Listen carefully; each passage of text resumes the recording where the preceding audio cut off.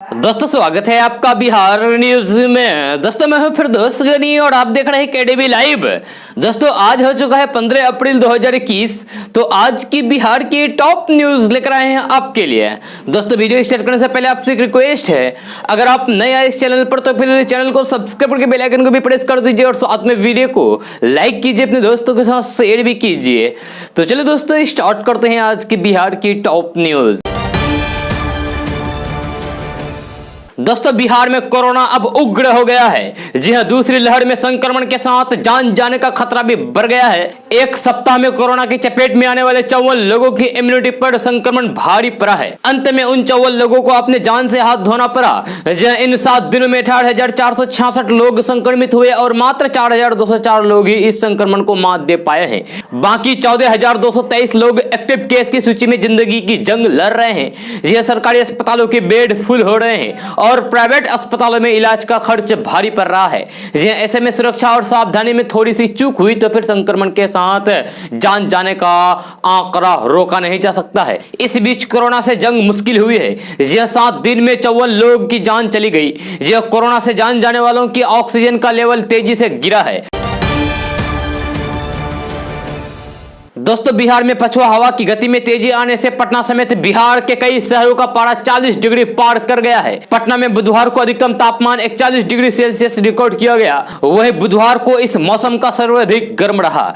जी हां, भागलपुर और गया का तापमान भी 40 को पार कर गया। भागलपुर राज्य का सबसे अधिक गर्म स्थान रहा, जहां का अधिकतम तापमान 41 डिग्री सेल्सियस दर्ज किया गया, जबकि गया का तापमान 40.6 डिग्री सेल्सियस रहा। बृहस्पतिवार को तापमान में और वृद्धि होने की संभावना है, यानी कि आज तापमान में और भी बढ़ने की संभावना है। जी पटना मौसम विज्ञान केंद्र के वैज्ञानिक संजय कुमार ने कहा है कि पश्चिम में से आने वाले गर्म हवा के कारण प्रदेश का पारा लगातार बढ़ता जा रहा है। इस मौसम में पहली बार बिहार के ज्यादातर शहरों का पारा 40 से अधिक रहा। इस तरह की स्थिति आज भी बने रहने की उम्मीद है। बुधवार को प्रदेश में पछुआ की गति 25 किलोमीटर प्रति घंटा रही।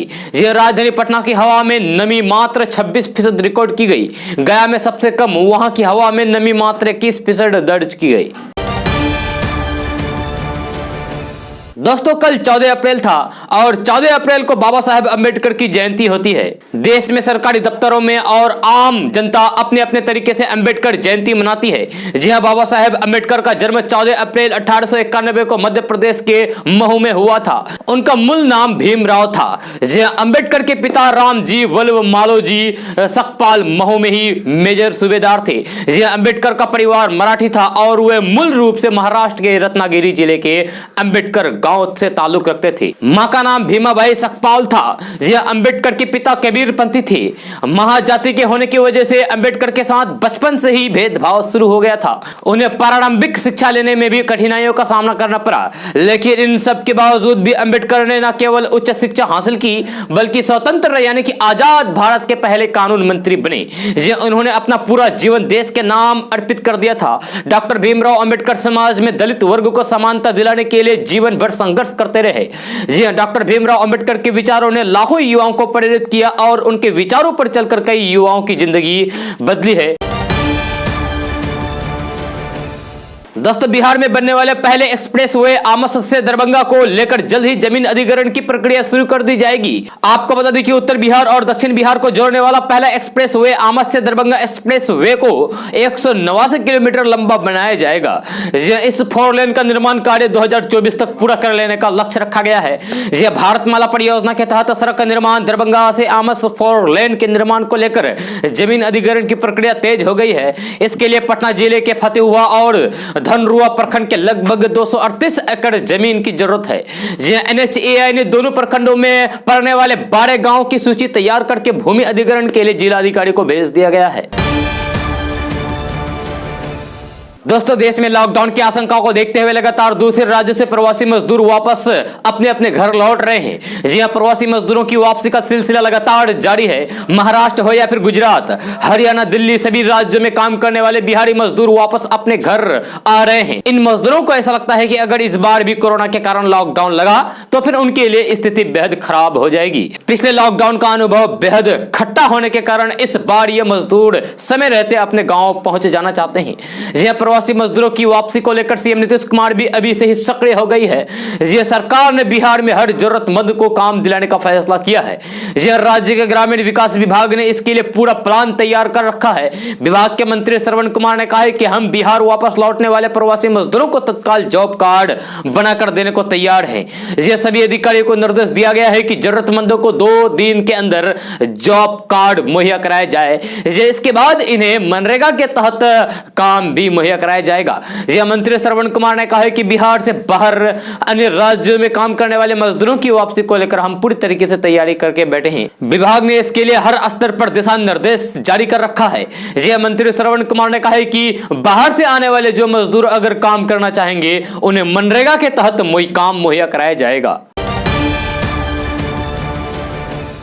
दोस्तों, भाजपा सांसद सुशील कुमार मोदी ने लालू प्रसाद यादव पर निशाना साधा है। जी, उन्होंने कहा है कि लालू प्रसाद यादव ना तो ठीक से हिंदू हो पाए और न ही इस्लाम की शिक्षा ग्रहण कर पाए। यह कोई भी धर्म गरीबों दलितों को सताने की इजाजत नहीं देता। आज जमानत पर उनकी रिहाई के लिए परिवार के जो सदस्य व्रत और रोजा दोनों करने की बात कर रहे हैं, वे दरअसल किसी भी उपासना पद्धति के प्रति ईमानदार नहीं है। यह उससे कुछ होने वाला नहीं है। सुशील कुमार मोदी ने आरोप लगाया है कि लालू परिवार सत्ता और संपत्ति के लिए ईश्वर, छठी मैया और अल्लाह को भी धोखा देने की कोशिश करता है। यह कोशिश करता रहा है। लालू प्रसाद यादव ने अपने काल में बिहार के लाखों लोगों के पलायन के लिए मजबूर किया। यह अपराधियों का दुस्साहस बढ़ाया। सत्ता में बने रहने के लिए 100 से ज्यादा नरसंहार होने दिए। विकास को ठप करके लोगों को रोजगार से वंचित किया और पशुओं के चारा तक में 1000 करोड़ का घोटाला किया। उन्हें न्यायिक प्रक्रिया के तहत जो सजा मिली है उसे पूरा करके अपने किए का प्रायश्चित करना चाहिए। दोस्तों, आम आदमी को बहुत जल्द पेट्रोल डीजल की कीमतों से राहत मिल सकती है। जी हां, बहुत जल्द पेट्रोल डीजल पर एक्साइज ड्यूटी को कम किया जा सकता है। इसके बाद देश भर में दाम पेट्रोल डीजल के कम हो जाएंगे। यह दरअसल central board of indirect tax and customs यानी कि सीबीआईसी के चेयरमैन एम अजीत कुमार ने कहा है कि सरकार लगातार पेट्रोल और डीजल पर एक्साइज ड्यूटी कम करने पर विचार कर रही है। यह समय आने पर इस पर निर्णय लिया जाएगा और पेट्रोल डीजल का दाम कम किया जाएगा।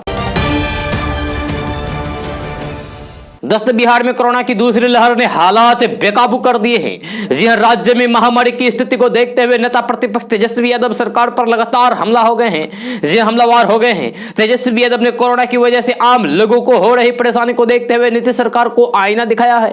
तेजस्वी यादव ने ट्वीट करते हुए लिखा है कि बिहार ऐसी निकम्मी नाकड़ा सरकार से अभी सख्त है जिसे अपनी जिम्मेदारियों का बोध ही नहीं है। कोरोना काल के शुरुआती दौर से ही मैंने अस्पतालों की क्षमता बढ़ाने, सुविधाओं को सुदूर करने और नए अस्पताल बनाने का सुझाव दिया। मैंने कहा था कि कोरोना की लड़ाई मैराथन है, पुख्ता तैयार करनी होगी। बिहार में 1 साल पहले भी मरीज अस्पताल में बेड, ऑक्सीजन, टेस्ट और इलाज के लिए दर दर धक्के खा रहे थे और आज भी स्थिति तथावत है, यानी कि वही है। लोक स्वास्थ्य जन कल्याण नीति सरकार की प्राथमिकताओं में आज तक नहीं रहा, वरना स्वास्थ्य क्षेत्र में नीति आयोग के सूचकांकों में बिहार सबसे नीचे नहीं रहता। तेजस्वी यादव ने यह कड़ा तेवर तब दिखाया है जब 17 अप्रैल को सर्वदलीय बैठक होनी है। यह राज्यपाल फागू चौहान की अध्यक्षता में कोरोना की चुनौतियों को लेकर सर्वदलीय बैठक बुलाई गई है। यह तेजस्वी यादव पहले दिल्ली दौड़े और फिर झारखंड में चुनाव प्रचार करके पटना वापस आ चुके हैं। दोस्तों, बिहार की राजधानी पटना में स्थित बेउर जेल में चैती छठ, नवरात्र और रमजान को लेकर कैदियों में काफी उत्साह है। ये अपने अपने धर्म के अनुसार सभी बंदी पर्व में बढ़ चढ़कर हिस्सा ले रहे हैं, लेकिन जेल के 9 गैर मुस्लिम सजावार बंदी रोजा रखना शुरू किया है। बुधवार को रोजा का पहला दिन था, जिसको देखते हुए पर्व को लेकर जेल प्रशासन द्वारा बेहतर व्यवस्था भी की गई। यह वही 16 अप्रैल से शुरू होने वाले आस्था के महापर्व छठ पूजा करने के लिए 22 पुरुष और 10 महिलाएं बंदियों ने जेल प्रशासन को जानकारी दी है। इनको छठ पूजा करने के लिए फल फूल, वस्त्र से लेकर तमाम सामानों की व्यवस्था जेल प्रशासन द्वारा की जाएगी। इसके अलावा जेल के अंदर बने तालाब में बंदी अर्घ भी दे सकेगी। यहाँ वही जेल में 167 मुस्लिम पुरुष और 8 महिला रोजा रख रहे हैं। जेल प्रशासन द्वारा इफ्तार, खाना और शहरी वितरण की व्यवस्था की गई है। इसके साथ ही टोपी, कुरान शरीफ उपलब्ध कराया गया है। जेल अधीक्षक जितेंद्र कुमार ने बताया कि जिन बंदियों ने चैती छठ, नवरात्र पर्व करने के साथ ही रमजान में रोजा रखने की इच्छा जाहिर की है, उन्हें उनके अनुसार सारी व्यवस्था की गई है। दोस्तों, जन अधिकार पार्टी के सुप्रीमो पप्पू यादव ने कहा है कि हमारी पार्टी निजी क्षेत्र में आरक्षण की वकालत करती है और हम इसे लेकर कार्य करेंगे। युवा हमारे नीतियों के केंद्र में है और 50% युवाओं के लिए रोजगार सुनिश्चित करना हमारी प्राथमिकता है। यह पप्पू यादव बुधवार को अंबेडकर जयंती के मौके पर एक बड़ी चर्चा को संबोधित कर रहे थे, जिसका विषय था बढ़ती बेरोजगारी और मरता बिहारी। पप्पू यादव ने कहा है कि बाबा साहेब ने गलत को गलत कहने की हिम्मत की और अपने अधिकारों के लिए लड़ाई लड़ी। अपने अधिकारों के साथ साथ उन्होंने समाज के हर वर्ग के अधिकारों की लड़ाई लड़ी जिन्हें हेय दृष्टि से देखा जाता था। साथ ही उन्होंने समाज के सभी वर्गों की भागीदारी की वकालत की। दोस्तों, बिहार में कोरोना का कहर देश के कई दूसरे राज्यों से फिलहाल कम है, लेकिन सरकारी चिकित्सा व्यवस्था दम तोड़ रही है। यह दम तोड़ गई है। सरकार ने कोरोना पीड़ितों के इलाज के लिए सेना से मदद मांगी है। यह सेना से तत्काल 50 डॉक्टरों की मांग की गई है ताकि पीड़ितों का इलाज किया जा सके। यह बिहार के स्वास्थ्य विभाग के प्रधान सचिव ने मीडिया को बताया कि राज्य सरकार ने सेना से मदद मांगी है। यह प्रधान सचिव ने बताया कि राज्य सरकार यानी कि बिहार सरकार बिहेटा में कोरोना के अस्पताल शुरू करना चाहती है, जिसके लिए डॉक्टरों की जरूरत है। लिहाजा सेना से 50 डॉक्टरों की मांग की गई है ताकि 500 बेड के अस्पताल को चालू कराया जा सके। दोस्तों, बिहार में होने वाले पंचायत चुनाव को लेकर एक बार फिर से पेच फंस गया है। मामला ईवीएम को लेकर फंसा है। इस मामले को लेकर पटना हाई कोर्ट में मंगलवार को सुनवाई हुई थी, लेकिन सुनवाई पूरी नहीं हो सकी। बुधवार को भी इस मामले को लेकर मोहित कुमार शाह की बेंच में सुनवाई की जानी थी, लेकिन इसे भी टाल दिया गया है। जहां पटना हाई कोर्ट ने भारत निर्वाचन आयोग और राज्य निर्वाचन आयोग को ईवीएम की खरीद को लेकर बैठक करने का निर्देश दिया था। इसके बावजूद भी बैठक नहीं हुई है। अब माना जा रहा है कि सरकार के स्तर पर ही इसका कोई समाधान निकाला जा सकता है। बताया जा रहा है कि फैसला यदि राज्य निर्वाचन आयोग के पक्ष में भी आता है तो फिर समय पर चुनाव कराना संभव नहीं है। दोस्तों, कोरोना संक्रमण के बढ़ते खतरे को देखते हुए पटना में चैती छठ से लेकर रामनवमी पूजा तक किसी भी तरीके की सार्वजनिक आयोजन की इजाजत नहीं होगी। यहां रमजान के पवित्र महीने में भी जुमे की नमाज के आयोजन पर रोक रहेगी। पटना के डीएम डॉक्टर चंद्रशेखर सिंह और एसपी उपेंद्र कुमार शर्मा ने आज जिला प्रशासन के महत्वपूर्ण बैठक में नियमों को सख्ती से लागू करने का निर्देश दिया है। कोरोना संक्रमण और खतरा के बढ़ते प्रभाव को देखते हुए सार्वजनिक स्थलों पर रामनवमी, छठ पूजा, जुम्मे की नमाज का आयोजन नहीं करना है। यह पटना के जिलाधिकारी डॉक्टर चंद्रशेखर ने कहा है कि कोरोना संक्रमण के बढ़ते प्रभाव को देखते हुए जनहित में सार्वजनिक स्थलों पर भीड़ भाड़ नहीं लगाने और लोगों को सावधानी से अपने अपने घरों में ही पूजा आयोजन करने को कहा है ताकि संक्रमण के प्रसार को रोका जा सके। सरकारी दिशा निर्देश के अनुरूप अभी सार्वजनिक स्थलों पर किसी भी प्रकार के आयोजन पर रोक है। यह साथ ही सभी धार्मिक स्थल आम जनों के लिए बंद है। दोस्तों, लंबे इंतजार के बाद आखिरकार दरभंगा एयरपोर्ट के विस्तारीकरण की दिशा में धरातल पर काम होता नजर आने लगा है। कागजी कार्रवाई के बाद धरातल पर काम दिखा है। एयरपोर्ट के रनवे विस्तार को लेकर सरकारी अमीन फील्ड में पसीना बहाते नजर आए। मंगलवार को दरभंगा एयरपोर्ट के रनवे विस्तार को लेकर रनवे के सीमांकन का काम शुरू हुआ। जिला प्रशासन की ओर से 2 सरकारी अमीनों को इसका जिम्मा सौंपा गया है। दोनों सरकारी अमीन पूरे दिन ग्रीन फील्ड और एयरफोर्स कैंपन के भीतर बाहर नापी कार्य करते नजर आए। दोस्तों, उत्तराखंड के हरिद्वार में कुंभ मेले का आयोजन चल रहा है। यह कुंभ में श्रद्धालुओं की तादाद में आस्था की डुबकी लगाने के लिए धर्म नगरी पहुंच रहे हैं। इस बीच कोरोना का प्रकोप भी लगातार बढ़ता जा रहा है। इसे देखते हुए स्वास्थ्य विभाग की ओर से सैंपलिंग तेज कर दी गई है। यह 3 दिन में विभाग की ओर से 1.5 लाख से अधिक श्रद्धालुओं की सैंपलिंग की गई। इनमें 961 कोरोना संक्रमित मिले। कोरोना गाइडलाइंस के तहत श्रद्धालुओं को मास्क लगाने, शारीरिक दूरी मानकों का पालन करने को लेकर जागरूक किया जा रहा है। यह कुंभ के दूसरे शाही स्नान को लेकर भी स्वास्थ्य विभाग ने तैयारियां पूरी होने का दावा किया है। यह कोरोना की दूसरी लहर से कुंभ की तैयारियों में जुटे सेहत महकमे की परेशानी पर बल तो पड़ा है, लेकिन विभाग की ओर से हाईकोर्ट के आदेश के अनुपालन में रोजाना 50,000 कोरोना जांच लक्ष्य हासिल करने में भी कवायद की जा रही है। यह हालांकि नोटिफाइड कुंभ अवधि के सामान्य दिनों में भी इस लक्ष्य को पाना आसान नहीं है। दोस्तों, पश्चिम बंगाल विधानसभा चुनाव को लेकर इन दिनों सियासी पारा चढ़ा हुआ है। मुख्यमंत्री ममता बनर्जी को टक्कर देने के लिए बीजेपी ने पूरी ताकत झोंक दी है। जी हां, प्रधानमंत्री नरेंद्र मोदी से लेकर तमाम दिग्गज नेता ममता बनर्जी को निशाने पर लेने से नहीं चूक रहे हैं। इसी कड़ी में बिहार सरकार में मंत्री शाहनवाज हुसैन ने दावा किया है कि पश्चिम बंगाल में भाजपा जीतने वाली है। जी हां, बीजेपी नेता और बिहार सरकार में मंत्री शाहनवाज हुसैन ने कहा है कि दीदी यानी कि ममता बनर्जी को अब पेंटिंग ही बनानी है। ममता बनर्जी बंगाल में विकास का रंग और मोहब्बत का रंग नहीं भर सकी। बंगाल में भाजपा जीतने वाली है।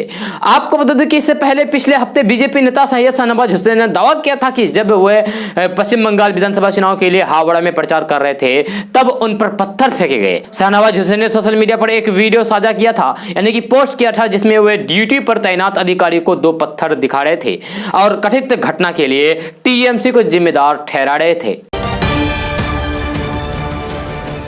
दोस्तों, रमजान का पाक महीना बुधवार से शुरू हो गया है। जी हां, रमजान के पहले दिन सभी रोजेदारों ने अपने घरों में ही नमाज अदा की। बढ़ते कोरोना संक्रमण को देखते हुए बिहार सरकार की गाइडलाइंस के कारण बिहार के सभी धार्मिक स्थल पूरे अप्रैल महीने के लिए बंद करा दिए गए हैं। इसके चलते मस्जिदों में नमाज अदा करने का मौका लोगों को नहीं मिल पा रहा है। जी हां, हालांकि गाँव ग्रामीण इलाकों में मस्जिद में नमाज अदा की जा रही है। इस बीच बिहार, झारखंड और पश्चिम बंगाल के मुसलमानों की बड़ी संस्था इमारत-ए-शरिया ने सरकार से मांग की है कि शारीरिक दूरी और मास्क जैसी गाइडलाइंस का पालन करते हुए मस्जिद में नमाज अदा करने की इजाजत दी जाए। उलेमाओं ने कहा है कि जिन शर्तों पर cinema hall, shopping mall, park, निजी और सरकारी दफ्तर खुले हैं, राज्य सरकार को उन्हीं शर्तों के आधार पर मस्जिद समेत तमाम धार्मिक स्थलों को खोलने की अनुमति देनी चाहिए। इमारत-ए-शरिया के उलेमाओं ने कहा है कि सरकार को अपनी गाइडलाइंस पर पूर्ण विचार करना चाहिए। बिहार सरकार से यह अपील मंगलवार को बिहार के 10 इस्लामिक संस्थानों के उलेमाओं ने वर्चुअल बैठक के माध्यम से की है। उलेमाओं ने अपील करते हुए कहा है कि कोरोना महामारी को रोकने के लिए सरकार ने जो गाइडलाइंस जारी की है उसका पालन समाज के सभी वर्ग करें। उलेमाओं ने रोजेदारों से कहा है कि भीड़ भाड़ वाली जगह पर जाने से बचें और फिजिकल डिस्टेंसिंग का पालन करें। साथ ही मास्क लगाएं और सैनिटाइजर का भी इस्तेमाल करें। इस्तेमाल करते रहें सैनिटाइजर का। सेहत का ख्याल रखना भी हमारे ईमान का तकाजा है। ये बातें मंगलवार को वर्चुअल बैठक करके बिहार के उलेमाओं ने कही है। उलेमाओं ने कहा था कि कोरोना की नई लहर को देखते हुए रमजानुल मुबारक को इबादत और नमाज घरों में ही अदा की जाए। दोस्तों, क्या देश में फिर से लॉकडाउन लगने जा रहा है? इसके जवाब में वित्त मंत्री निर्मला सीतारमण ने कुछ बातें कही है। वित्त मंत्री निर्मला सीतारमण ने साफ कहा है कि सरकार व्यापक स्तर पर लॉकडाउन नहीं लगाएगी और महामारी की रोकथाम के लिए केवल स्थानीय स्तर पर नियंत्रण के कदम उठाए जाएंगे। देश में कोरोना के बढ़ते मामलों के बीच उन्होंने ये बातें कही है। वित्त मंत्री ने कोरोना महामारी के फिर से फैलने को रोकने के लिए 5 सूत्रीय रणनीति, जांच, पता लगाना, उपचार करना, टीकाकरण और कोरोना को फैलने से रोकने के लिए उपयुक्त आचरण समेत भारत की तरफ से उठाए गए कदमों को साझा किया। उन्होंने कहा कि दूसरी बार संक्रमण के तेजी से फैलने के बावजूद हमारा यह स्पष्ट रुख है कि हम व्यापक स्तर पर लॉकडाउन लगाना नहीं जा रहे हैं। हम पूर्ण रूप से अर्थव्यवस्था को ठप नहीं करना चाहते हैं। स्थानीय स्तर पर कोरोना मरीज या फिर परिवारों को अलग रखने के उपाय किए जाएंगे। स्थानीय स्तर पर नियंत्रण के उपायों के जरिए संकट से निपटा जाएगा। लॉकडाउन नहीं लगाया जाएगा। दोस्तों, आज भी ये सवाल पूछा जाता है कि डॉक्टर भीमराव अंबेडकर ने हिंदू धर्म क्यों छोड़ा। लंबे समय तक उन्होंने कोई धर्म स्वीकार नहीं किया, फिर करीब 20 साल बाद वे बौद्ध धर्म की शरण में गए। आखिर उन्होंने बौद्ध धर्म ही क्यों स्वीकार किया? असल में बाबा साहेब अंबेडकर बहुत पहले से ही बौद्ध धर्म से प्रभावित होने लगे थे। हालांकि फिर से कोई नया धर्म स्वीकार करने के फैसले को उन्होंने लंबे समय तक टाले रखा। फिर एक दिन खुद और 3,85,000 समर्थकों के साथ बौद्ध धर्म स्वीकार कर लिया। हालांकि वे अपने भाषण में इस बारे में बातें 20 साल पहले से करने लगे थे। इसकी शुरुआत राजनेता और समाज सुधारक डॉक्टर भीमराव अंबेडकर के 1935 के एक भाषण से ही होती है, जिसमें उन्होंने कहा था कि आप एक सम्मानजनक जीवन चाहते हैं तो फिर आपको अपनी मदद खुद करनी होगी और यही सबसे सही मदद होगी। अगर आप आत्मसम्मान चाहते हैं तो फिर धर्म बदलिए। अगर एक सहयोगी समाज चाहते हैं तो फिर धर्म बदलिए। अगर ताकत और सत्ता चाहते हैं तो धर्म बदलिए। समानता, स्वराज और एक ऐसी दुनिया बनाना चाहते हैं जिसमें खुशी खुशी जी सके तो धर्म बदलिए। यह भाषण इस कदर उकसाने वाला समझाया गया था कि कई नेता उनके विरोध में आ गए। देश की 20% से ज्यादा आबादी को भड़काने के आरोप अंबेडकर पर लगे, लेकिन उन्होंने साफ कहा है कि जो शोषित है उनके लिए धर्म के नियमित का नहीं बल्कि चुनाव का विषय मानना चाहिए। महात्मा गांधी तक ने उनकी बातों पर एतराज जताया। महात्मा गांधी ने कहा था कि धर्म ना तो कोई मकान है और ना ही कोई चोगा जिसे उतारा या फिर बदला जा सकता है। ये किसी भी व्यक्ति के साथ उसके शरीर से भी ज्यादा जुड़ा हुआ है। यह गांधी का विचार था कि समाज सुधार के रास्ते और सोच बदलने के रास्ते चुनना बेहतर था, धर्म परिवर्तन नहीं। लेकिन बाबा साहेब अम्बेडकर कट्टर जातिवादी हो चुके और पिछड़ों का हर तरीके से शोषण कर रहे हिंदू धर्म से इस कदर आजीज आ चुके थे कि उनकी नजर में समानता के लिए धर्म बदलना ही सही रास्ता था। किताब B.R. Ambedkar and Buddhism in India के अनुसार अम्बेडकर ने कहा है कि मैं हिंदू धर्म में पैदा जरूर हुआ लेकिन हिंदू रहते हुए मरूंगा नहीं। 1935 में ही अम्बेडकर ने इस व्यक्तित्व के साथ हिंदू धर्म छोड़ने की घोषणा कर दी थी, लेकिन औपचारिक तौर पर कोई अन्य धर्म उस वक्त नहीं अपनाया था। अम्बेडकर समझते थे कि यह सिर्फ उनके धर्मांतरण की नहीं बल्कि एक पूरे समाज की बात थी। इसलिए उन्होंने सभी धर्मों के इतिहास को समझने और कई लेख लिखकर शोषित समाज को जागरूक और आंदोलन करने का इरादा किया। दोस्तों, बीजेपी की राष्ट्रीय अध्यक्ष जेपी नड्डा ने ममता बनर्जी की आलोचना करते हुए कहा कि बंगाल की वर्तमान सरकार दलितों के खिलाफ काम कर रही है और शरणार्थियों को नागरिकता देने के विरोध कर रही है, लेकिन केंद्र सरकार मतुआ, नामशूद्र और राजवंशी समाज के लोगों को जो यहाँ आए हैं उनको भारत की नागरिकता देंगी और बंगाल में परिवर्तन होकर रहेगा। जेपी नड्डा ने राजाहाट में डॉक्टर भीमराव अम्बेडकर की जयंती पर आयोजित कार्यक्रम के दौरान कहा कि हम CAA की बात करते हैं तो स्थानीय सरकार विरोध करते हैं। अम्बेडकर ने कहा था कि जो दलित भाई है जो पाकिस्तान में हैं उनको भारत लाना चाहिए और उसे यहाँ बसाना चाहिए। हमारे मतुआ, नामशूद्र और राजवंशी समाज के लोग यहाँ आए हैं, उनको भारत का नागरिक बनना कर्तव्य भी है और जिम्मेवारी है। यह वर्तमान सरकार दलितों के खिलाफ काम करती है। जेपी नड्डा ने कहा कि ममता जी की सरकार दलित विरोधी काम करती है। यह शीतलकुची की घटना घटी, CRPF के कारण लोग मारे गए, यह किसी की जान गई, लेकिन दुख है कि राजवंशी समाज का बेटा आनंद वर्मन पहली बार वोट डालने जा रहा था और उसकी जान ले ली गई TMC के गुंडों के द्वारा। लेकिन ममता बनर्जी ने एक शब्द नहीं बोला। वर्तमान सरकार किस तरीके की दलित विरोधी काम कर रही है यह साफ है। दोस्तों, पश्चिम बंगाल में विधानसभा चुनाव को देखते हुए राजनीतिक तेज है। वहीं असदुद्दीन ओवैसी की पार्टी AIMIM भी इस बार मैदान में है। इस बीच एक मुस्लिम युवक से ओवैसी की नाराजगी भी सामने आई है। यह दरअसल मोदी संग दिखे मुस्लिम युवक पर उन्होंने तंज कसा कि बीजेपी मुझे गुजरात से MP का टिकट दे दे, उसे भी संसद पहुंचना चाहिए। आपको बता दें कि बीते दिनों प्रधानमंत्री नरेंद्र मोदी के साथ एक मुस्लिम युवक की तस्वीर सोशल मीडिया पर खूब वायरल हुई थी। यह तस्वीर अभी भी सुर्खियों में है। इसको लेकर विपक्ष भी PM मोदी और युवक पर हमलावर है। अब हर कोई ये जानना चाह रहा है कि आखिर ये युवक कौन है और प्रधानमंत्री नरेंद्र मोदी के कान में उसने क्या कहा होगा। इस शख्स का नाम जुल्फिकार है। यह न्यूज चैनल इंडिया टुडे से बातचीत के दौरान जुल्फिकार ने कहा कि वह सिर्फ प्रधानमंत्री नरेंद्र मोदी के साथ फोटो खिंचवाना चाह रहे थे। उन्होंने कहा कि मैंने PM मोदी से कहा है कि मैं आपके साथ तस्वीर खिंचवाना चाहता हूं। यह जुल्फिकार दक्षिण कोलकाता जिले में बीजेपी अल्पसंख्यक मोर्चा के प्रमुख हैं। यह प्रधानमंत्री नरेंद्र मोदी के साथ अपनी तस्वीर दिखाते हुए उन्होंने कहा कि हाँ, ये मैं ही हूं। मैं बीजेपी के साथ लंबे समय से जुड़ा हुआ हूं, लेकिन कभी ये कल्पना नहीं की थी कि प्रधानमंत्री से मुलाकात हो पाएगी। जब वो आए तो मैंने उन्हें सैल्यूट किया और उन्होंने भी सैल्यूट किया। जुल्फिकार और प्रधानमंत्री नरेंद्र मोदी की इस तस्वीर को लेकर राजनीतिक गलियारियों में चर्चा का बाजार गर्म है। ऑल इंडिया मजलिस इत्तेहादुल मुस्लिमीन यानी कि AIMIM के नेता असदुद्दीन ओवैसी ने बीते दिनों बंगाल की एक रैली के दौरान प्रधानमंत्री नरेंद्र मोदी के कान में कार्यकर्ता जुल्फिकार कुछ कहने के दृश्य पर तंज कसा था। उन्होंने कहा था कि उस व्यक्ति ने मोदी जी के कान में कहा होगा कि मोदी जी, हम बांग्लादेशी नहीं हैं, हम कागज नहीं दिखाएंगे।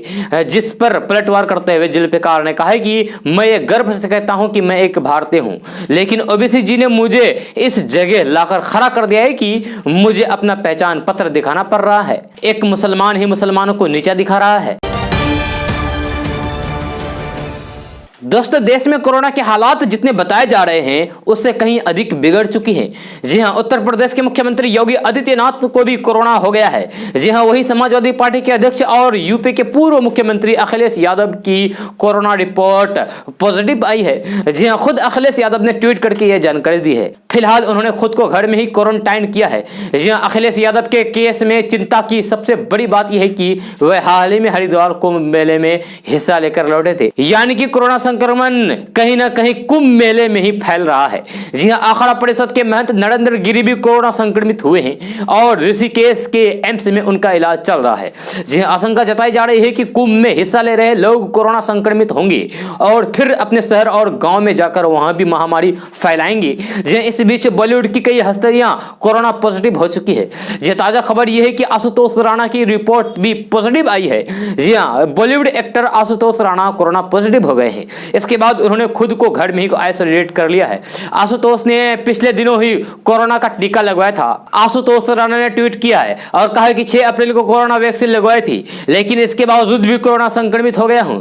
आपको बता दें कि आशुतोष राणा ने अपनी पत्नी रेणुका के साथ कोरोना वैक्सीन का पहला डोज लिया था। दोस्तों, बिहार के मोतिहारी जिले में पुलिस को एक बड़ी सफलता हाथ लगी है। जी हां, दरअसल 4 जिलों का कुख्यात दस्यु सरगना गिरोह का इनामी अपराधी बिरबल चौधरी को पकड़ लिया गया है। जी हां, आपको बता दूं कि करीब आधे दर्जन जिलों में इसके ऊपर अपहरण, फिरौती, हत्या, लूट, डकैती, रंगदारी जैसे संगीन मामले दर्ज हैं। जी हां, इसे मोतिहारी पुलिस द्वारा एक गुप्त सूचना के आधार पर गिरफ्तार किया गया है। इस मामले में मोतिहारी पुलिस अधीक्षक नवीन चंद्र झा ने बताया कि उन्हें इस मामले की गुप्त सूचना प्राप्त हुआ था कि चंपारण का कुख्यात दस्यु सरगना गिरोह के इनामी अपराधी, जिसके ऊपर फिरौती, अपहरण, हत्या, लूट, डकैती, रंगदारी जैसे करीब 4 दर्जन कांड दर्ज है। दोस्तों, किसान आंदोलन के नेता राकेश टिकैत ने मोदी सरकार पर एक बार फिर से निशाना साधा है। जी हां, उनका कहना है कि जहां किसान मीटिंग करना चाहते हैं वहां कोरोना है, जहां चुनाव है वहां कोरोना नहीं है। जब पश्चिम बंगाल इलेक्शन को ध्यान में रखते हुए पार्टी रैली कर रही है और भारी भीड़ के बीच प्रचार में जुटी हुई है, वहीं इस पर तंज कसते हुए राकेश टिकैत ने कहा है कि जहां चुनाव हो रहा है वहां कोरोना नहीं है, कहीं ये धोखा तो नहीं हो रहा है। जबकि किसान जब मीटिंग करना चाहता है तो वहां कोरोना का प्रकोप कहा जा रहा है। राकेश टिकैत ने कहा है कि धरना हमारा चलता रहेगा, ये हमारी रणनीति है, क्योंकि सरकार के लोग भी दिल्ली में नहीं हैं, वे तो चुनाव में बिजी है। हमारे लोग भी यहाँ धरने में और गांव में हैं। ये हमारी रणनीति है कि धरने को मजबूत किया जाए, मोर्चे पक्के लगाए जाए। जी आगे सरकार जब बातचीत करेगी तो हम बात करेंगे, सरकार जब बिना कंडीशन के बात करेगी बात तब होगी। जी उन्होंने आगे तंज भरे अंदाज में कहा कि पूरे देश का रेशियो अगर उठाकर देखा जाए तो बंगाल में कितने मामले हैं, देश में जहां जहां भी चुनाव हुआ है वहां वहां कोरोना नहीं है। यह सवाल करते हुए उन्होंने कहा है कि क्या वहां का डाटा छिपाया जा रहा है या मीटिंग करने के लिए छूट दी जाती है। यह किसानों की जैसे 11-12 को मीटिंग होगी तो इस दिन लॉकडाउन रहेगा, दूसरी जगह लॉकडाउन नहीं रहेगा। जहां किसान मीटिंग करना चाहता है वहां कोरोना की गाइडलाइंस का हवाला दिया जाता है, लेकिन जहां चुनाव है वहां सभी तरह की छूट है। तो कोरोना के नाम पर जनता के साथ धोखा तो नहीं हो रहा है। राकेश टिकैत ने आगे कहा है कि यह शाहीन बाग नहीं है कि आंदोलन को कोरोना का बहाना लगाकर सरकारें सब साफ करवा देगी। यह आंदोलन तब तक खत्म नहीं होगा जब तक ये तीनों कृषि कानून वापस नहीं होंगे, एमएसपी पर कानून नहीं बनेंगे। 10 तारीख के बाद फिर उसी तरीके से भीड़ भरेंगे। जैसे ही सरकार दिल्ली में आएगी वैसे ही किसान दिल्ली में आ जाएगा। यह किसान की तैयारी पूरी है, कानून वापसी से पहले घर वापसी नहीं होगी। दोस्तों, पश्चिम बंगाल चुनाव को देखते हुए तमाम नेता अपने वोटरों को लुभाने के लिए तरह तरह की बयानबाजी कर रहे हैं। अब राज्य की मुख्यमंत्री ममता बनर्जी ने प्रधानमंत्री नरेंद्र मोदी पर सीधे निशाना साधा है। जी हां, मतुआ समुदाय को लेकर दिए प्रधानमंत्री नरेंद्र मोदी के बयान पर ममता बनर्जी ने उन्हें चैलेंज किया है। सीएम ममता बनर्जी ने कहा है कि अगर मैंने मतुआ समुदाय के लिए कुछ नहीं किया होगा तो मैं राजनीति छोड़ दूंगी।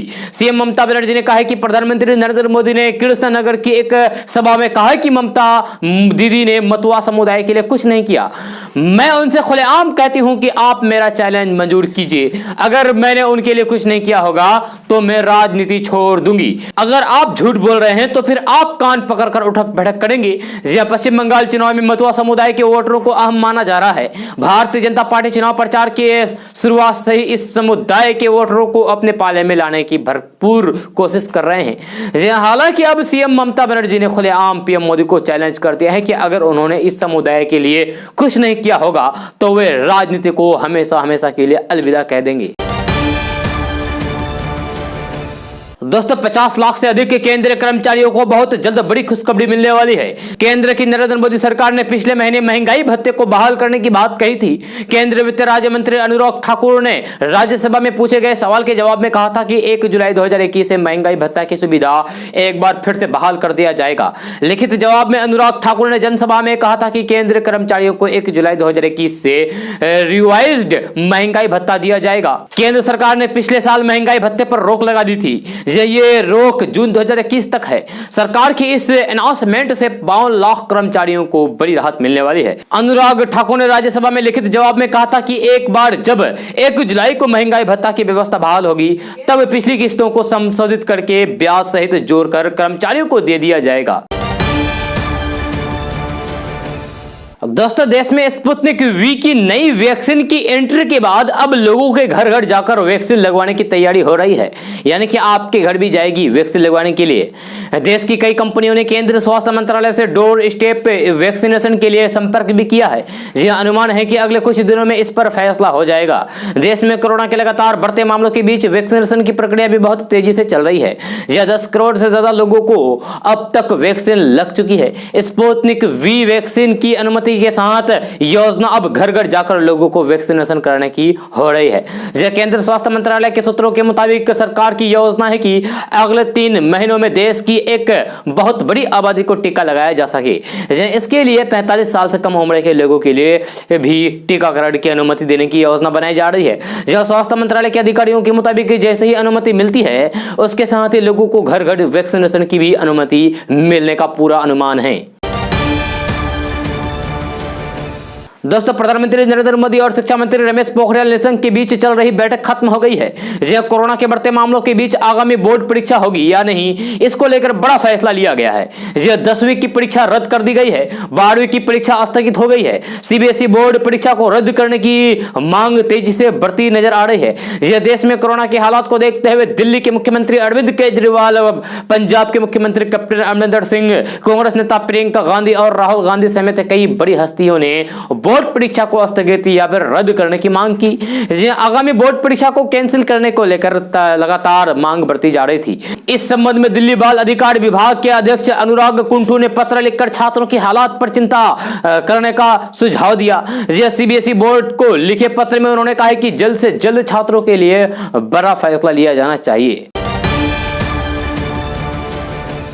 दोस्तों बिहार में कोरोना का संक्रमण तेजी के साथ फैल रहा है। संक्रमण के इस बढ़ते प्रभाव को देखते हुए बिहार सरकार कई तरह के बड़े फैसले ले रही है ताकि बिहार में रहने वाले लोगों को कोरोना संक्रमण से बचाया जा सके।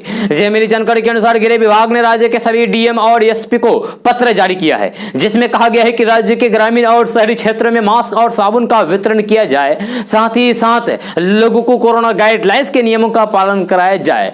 आपको बता दें कि ग्रामीण क्षेत्र में साबुन वितरण की जिम्मेदारी पंचायती राज संस्थानों को दी गई है। जी हां, वही शहरी इलाकों में नगर निकायों के माध्यम से मास्क और साबुन वितरण किया जाएगा। इसको लेकर दिशा निर्देश जारी कर दिया गया है। गृह विभाग ने सभी जिलों के अधिकारियों से कहा है कि इस आदेश का पालन सुनिश्चित करें।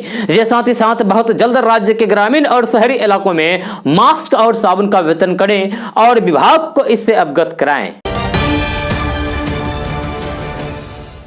दोस्तों आज का न्यूज़ बस यहाँ तक। कैसा लगा जरूर अपना सुझाव दीजिएगा नीचे कमेंट बॉक्स में कमेंट करके। अगर आप नए आए इस चैनल पर तो फिर इस चैनल को सब्सक्राइब करके बेल आइकन भी प्रेस कर दीजिए और साथ में वीडियो को लाइक कीजिए, अपने दोस्तों के साथ शेयर भी कीजिए।